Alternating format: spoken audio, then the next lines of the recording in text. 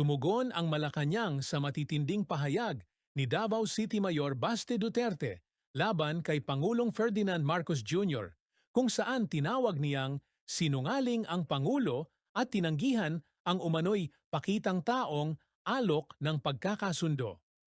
Ayon kay Palace Press Officer Claire Castro, inaasahan na ang ganitong reaksyon mula sa kampo ng mga Duterte. Nilinaw ni Castro na hindi aktibong nag-aalok si Marcos ng reconciliation, kundi bukas lamang ito sa posibilidad. Anya, maaaring mali ang pagkaintindi ni Mayor Duterte sa pahayag ng Pangulo.